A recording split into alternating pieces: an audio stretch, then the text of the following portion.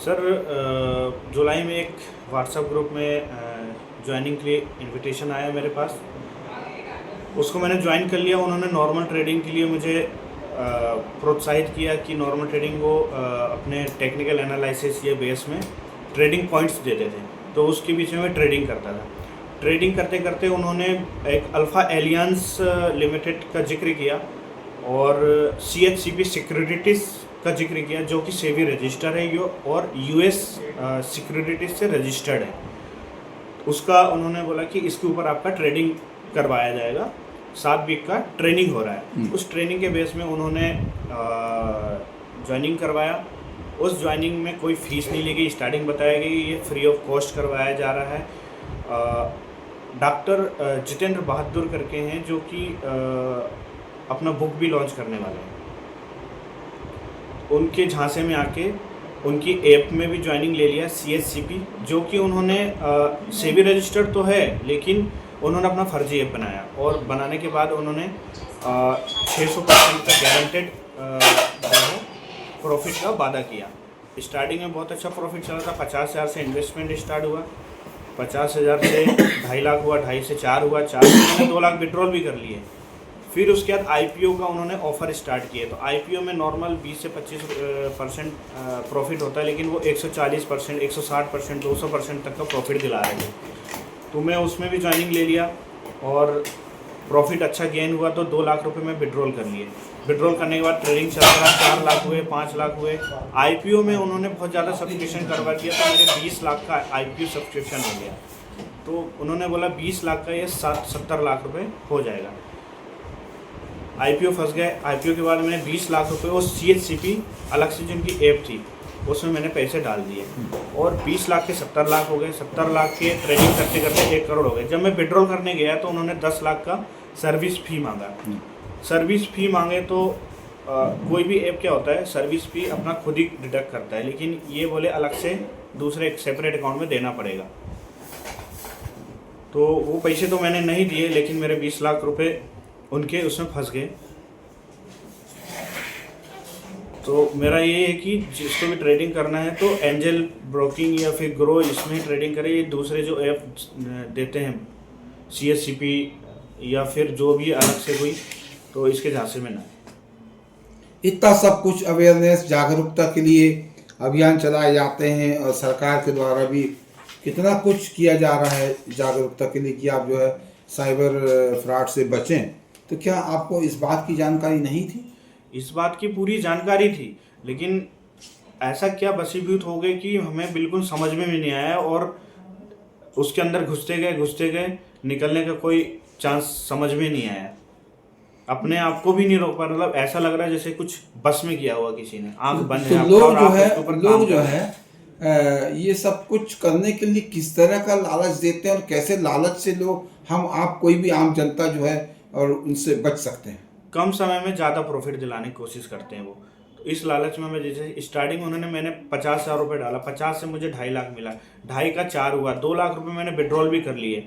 फिर वो 2 लाख के फिर 4 लाख, 8 लाख हो गए। तो मैं उसके अंदर बड़ा अमाउंट लेके घुस गया।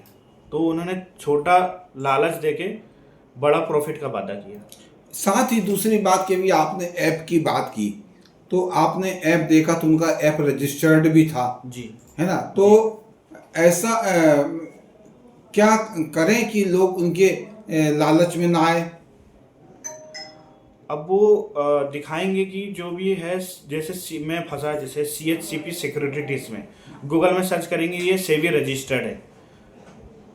तो सेबी रजिस्टर्ड है तो वो उसका ही फ़ायदा उठाते हैं। वो उस सेम टू सेम नाम पे उन्होंने अपना दूसरा फर्जी ऐप बना लिया। अब मुझे तो भरोसा हो गया कि ये सेबी रजिस्टर्ड है, क्योंकि सेबी रजिस्टर फर्जी नहीं होता है। जब उनका रजिस्ट्रेशन वगैरह सब कुछ चेक किया, रजिस्ट्रेशन सेबी रजिस्टर्ड दिखा रहा है, तो मेरी यही राय है कि ये तो रियल दिखाई देगी, क्योंकि इन्होंने कहीं ना कहीं से कॉपी किया हुआ है। तो किसी अथराइज ब्रोकर, अगर इन्वेस्टमेंट करना है तो किसी अथराइज ब्रोकर या बैंक में म्यूचुअल फंड ही करें।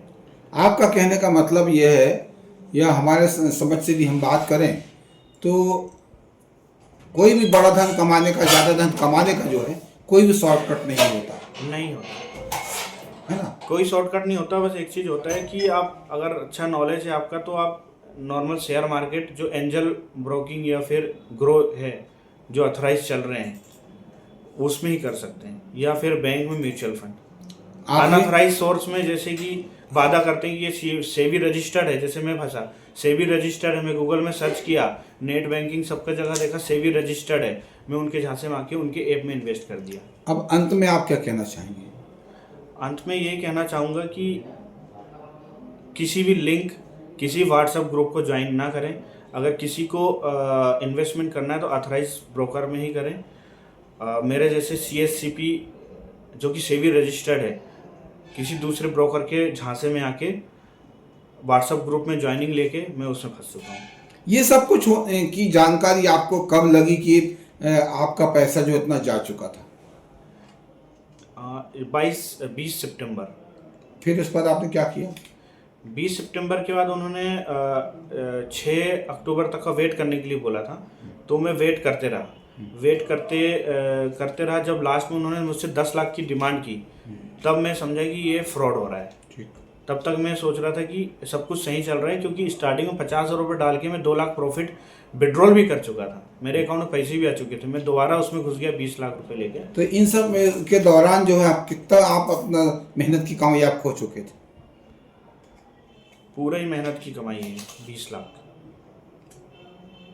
और इसके बाद आपने कब पुलिस को जानकारी दी इस बात की? 6 तारीख को जैसे मुझे एहसास हुआ कि ये साइबर फ्रॉड हो रहा है, तो मैं 1930 में कंप्लेंट किया। कंप्लेंट करके साइबर पोर्टल की जो गवर्नमेंट वेबसाइट है उसमें कंप्लेंट दर्ज कराया। दर्ज करने के बाद शिवनी में ये नेशनल साइबर रिपोर्ट के थ्रू शिवनी में आ गई।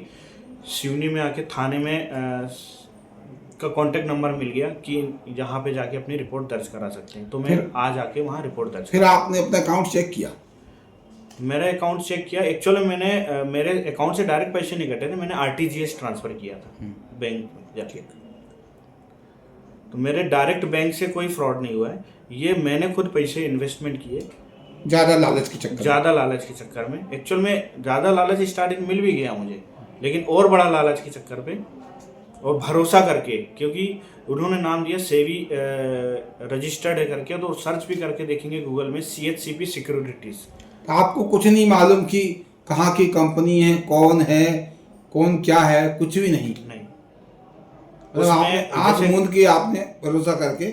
जी। एक्चुअल में जो ग्रुप ज्वाइनिंग हुआ उसमें बहुत VIP टाइप के लोग लग रहे थे, बहुत अच्छा मतलब ट्रेनिंग शेड्यूल चला रहे थे, वो बहुत अच्छे गाइडेंस कर रहे थे, तो इतना ट्रस्ट हो गया उनके ऊपर। एक डॉक्टर जितेंद्र बहादुर हैं, वो उन्होंने बुक लॉन्च कर रहे हैं 18 नवंबर को, ऐसा झांसा दिया उन्होंने। फ्लाइट टिकट बुक भी कराई है, फ्लाइट टिकट का मैसेज भी आ गया। फ्लाइट टिकट आज भी मेरी उन्होंने बुक करा दी है, वो अभी भी फ्लाइट टिकट बुक ही है मेरी 18 नवंबर। कहाँ के लिए? 18 अक्टूबर की, मुंबई के लिए। द रॉयल ताज होटल में उनका बुक लॉन्चिंग इवेंट है। फ्लाइट बुकिंग भी करा दी, स्टार्टिंग में जुलाई में फ्लाइट बुकिंग करा दी थी उन्होंने। तो इतना उन्होंने भरोसा दिलाया, तो उसके आंख बंद, उनके भरोसे के ऊपर आंख बंद कर, मतलब आपका भरोसा जीतने के लिए उन्होंने हर कुछ ऐसा प्रयास किया? हर कुछ प्रयास किया उन्होंने। हर एक 155 लोग थे ग्रुप में, तो उन्होंने सबकी फ़्लाइट बुकिंग कराई। हमारे पास अभी फ्लाइट की बुकिंग की टिकट रखी है। हो सकता है वो फ्लाइट टिकट भी फर्जी हो, एडिटिंग हो। उस ग्रुप में लोग लोन लेके पैसे डालने का मैसेज आते थे कि हमने आज 30 लाख लोन लिया, 20 लाख लोन ले लिया, और अकाउंट में ट्रांजैक्शन भी दिखाते थे 50 लाख 20 लाख डेली के ट्रांजैक्शन की। किसी भी जैसे 155 लोग हैं, 155 लोग में कम से कम उनके 20 लोग जो है उनसे मिले हुए रहते हैं। तो ऐसे साइबर फ्रॉड से बचने के लिए हम क्या क्या सावधानी बरत सकते हैं? सबसे पहले तो सावधानी ये रखना चाहिए, मेरे मतलब पहले भी मुझे इतना आइडिया था कि किसी भी फालतू ग्रुप को ज्वाइन नहीं करना चाहिए, लेकिन मैं आँख बंद होके मैं भी ज्वाइन हो गया। होने के बाद उनकी इतनी स्टडी हुई तो उसमें मैं विश्वास कर लिया उनके ऊपर। एक्चुअल में ज्वाइन नहीं लेना चाहिए कोई भी, अगर ग्रुप आ रहा है तो आपका फैमिली ग्रुप है, आपका जो ग्रुप है, बस उतने ही ग्रुप आपके ज्वाइनिंग लेना चाहिए। अदर कोई बाहर से सोर्सेस कोई आपके व्हाट्सएप ग्रुप में ज्वाइनिंग के लिए ग्रुप आता है, जैसे मेरे पास आया था डे ट्रेडिंग प्रोस करके। अब मैं जब उसको खोल के देखा तो 2014 का ग्रुप बना हुआ है वो, तो मुझे और ट्रस्ट हो गई कि तो 2014 से चल रहा है। अगर इसमें फ्रॉड होता तो ये 2014 से क्यों चलता।